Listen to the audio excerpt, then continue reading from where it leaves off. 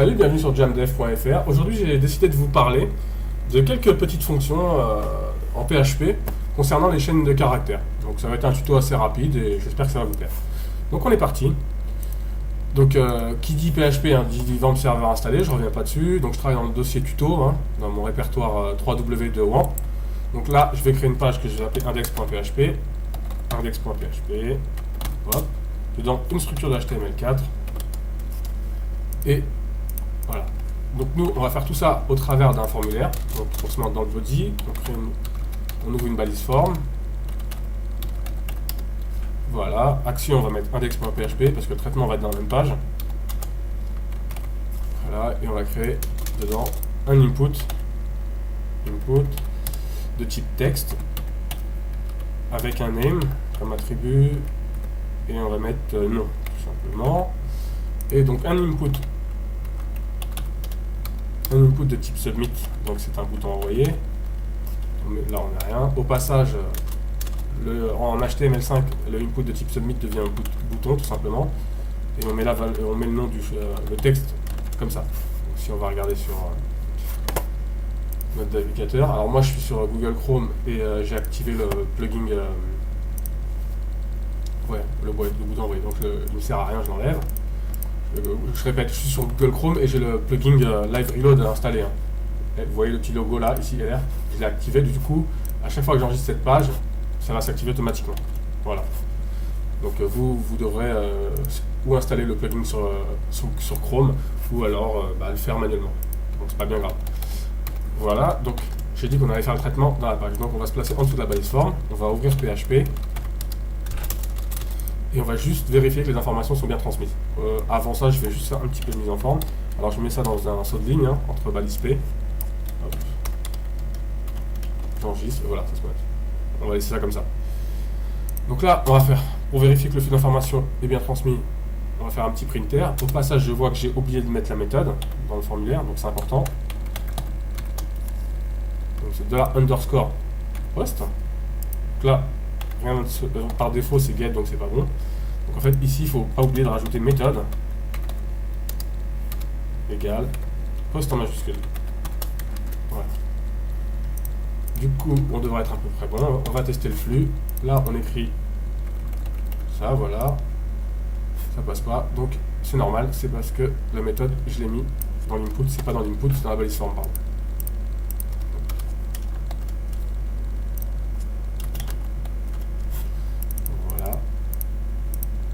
Voilà, donc là c'est bon. Après les petites bêtises, on voit que les informations sont bien transmises. Donc voilà, le flux d'informations est bien transmis, donc on peut supprimer ça. On va ouvrir PHP. Et dans un premier temps, je vous rappelle que les valeurs transmises en post arrivent sous cette forme-là. $post, $_post, crochet, cote, parce que c'est du texte, double cote, comme vous voulez. Et là, on récupère cette valeur-là, la valeur qu'on a pour l'attribut name. Donc on met nom, voilà, on reteste, on va remettre un nom, et on va voir que voilà, on a bien récupéré ça. Et qu'il y a une fonction en PHP qui permet de gagner un peu de temps, c'est-à-dire on fait extract $_post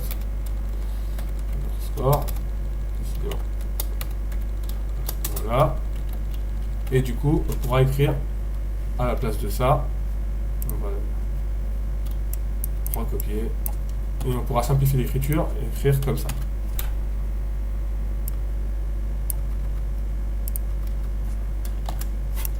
Donc je mets un nom, voilà, vous voyez, bon là ils sont à la ligne parce que j'ai pas mis de, je vais concaténer avec un petit peu d'HTML, hop, je vais mettre un BR.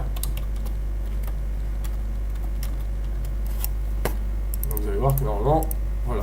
Donc on va préférer cette écriture là, mais je vous le rappelle. Voilà.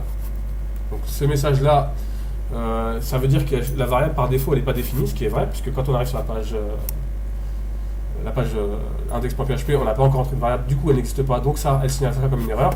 C'est dans le Vamp, dans la configuration du PHP, dans le PHP ini, qu'on peut activer le niveau de vérification d'erreur. Bon, moi, je le laisse toujours à ce niveau-là parce que c'est important d'avoir tous les messages. Donc voilà, mais c'est pas une erreur. Dès que vous voyez notice indéfinie variable, ça veut dire qu'une variable n'est pas définie tout simplement. C'est pas une erreur fatale ou quoi que ce soit. Voilà, d'ailleurs au passage je vais mettre un petit titre. Pardon.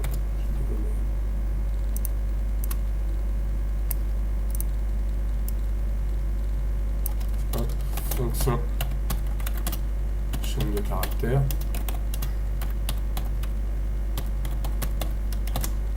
Voilà. Là, on a fait notre Mac là, on a configuré un peu notre. On va aller sur Google et on va regarder un petit peu les fonctions. Alors on va taper fonction chaîne. Alors pardon, on va taper ça. Ça va être plus simple encore. On va taper PHP chaîne de caractères. Voilà, je l'avais déjà tapé. Donc il y a pareil. Voilà, donc là il y en a en pagaille. On va pas toutes les faire. Moi je vous en montrer quelques-unes que j'aime bien. Par exemple, strlen qui calcule la taille d'une chaîne de caractères. Donc, qui va simplement compter ou retourner le nombre de caractères. Donc si je fais un... je vais placer avant. Je vais faire un echo pour afficher strlen. De quoi? De $non. Hein. Ça va me compter le nombre de caractères. Voilà. Je vais aussi... Je vais concaténer, je vais mettre un petit peu d'HTML parce que sinon ça risque d'être pas être très lisible. Et je vais, ce que je vais faire, c'est que ici je vais marquer caractère.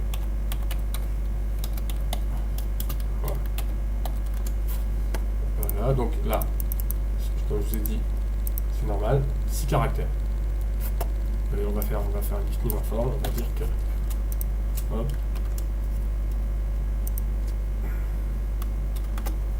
Pareil, on va marquer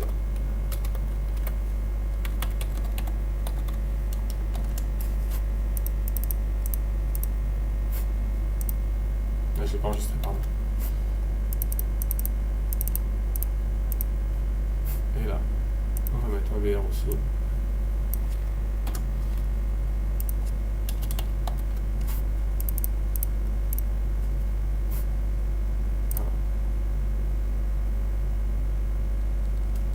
Et là on va rajouter un petit espace tout simplement. Ce sera plus propre. Voilà.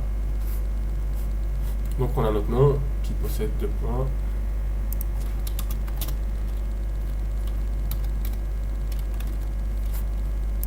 Donc on teste, voilà. Et ça je vais supprimer tout ça.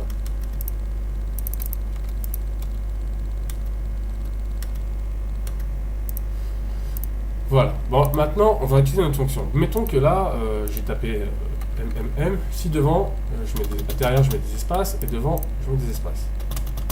Et que j'envoie, ben, vous voyez que ça me compte ça comme des caractères. Et c'est pas forcément ce que je veux, donc moi, les caractères, ça m'intéresse pas.